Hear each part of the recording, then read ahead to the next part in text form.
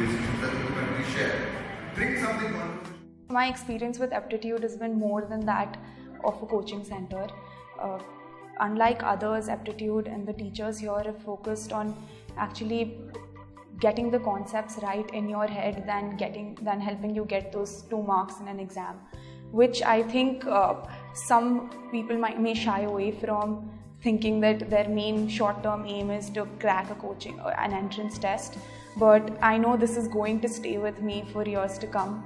The legal concepts that Danish sir has fed in my brain so clearly are going to stick with me for years. The logic concepts, they've made it so clear and so much more fun.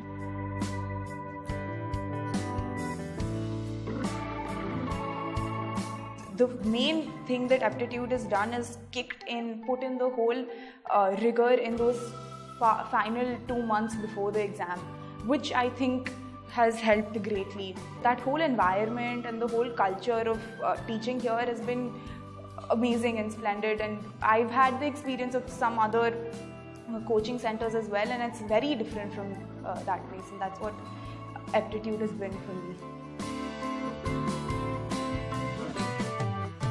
Firstly, you need to identify whether you have the aptitude for that, and if you have it, some little effort should do the trick. If it's taking say 15 hours or 10 hours a day, then probably you're not the right person for it. And secondly, once in an aptitude test, because there's no certain set syllabus, and seeing how CLAT and AILET are changing their pattern every year, you need to get the concepts clear. The logical questions, they can throw anything at you if there's anything to learn from CLAT 2015 and AILET 2015. So if you get the concepts clear, or if you one way I think is good to measure that is when you're solving the question, if you genuinely enjoy solving those questions, you will fare well. I think what a student should avoid doing is thinking that you can compensate thinking that you're very good in one section, so you can compensate by doing well in one by not preparing for the other. I think that's somewhere where I also made a mistake. I got overconfident about the fact that I can handle logical and maths and English and legal, and I didn't really pay much attention to GK where I should have.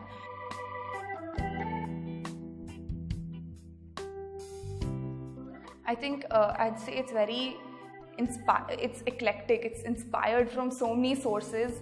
So usually you take 5 different books to do something. The content at Aptitude has already taken those 15 other books into consideration and amalgamated it.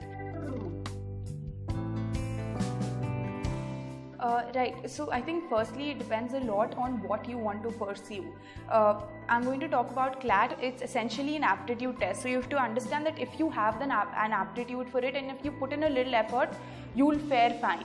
The only thing is you need someone to channel it. So for an exam like CLAT or any other aptitude test, I think you should look for people who are genuinely interested in that subject and getting the concepts clear to you. I think the culture of how well they put the concepts in your head is the most important.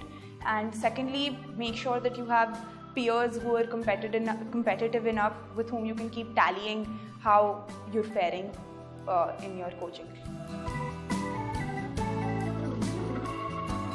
Be it maths, logic, English, they've never really focused on giving us a list of words to memorize and then copy that in the exam. It's been more of a learning environment, more of an enrichment process, which has been absolutely great.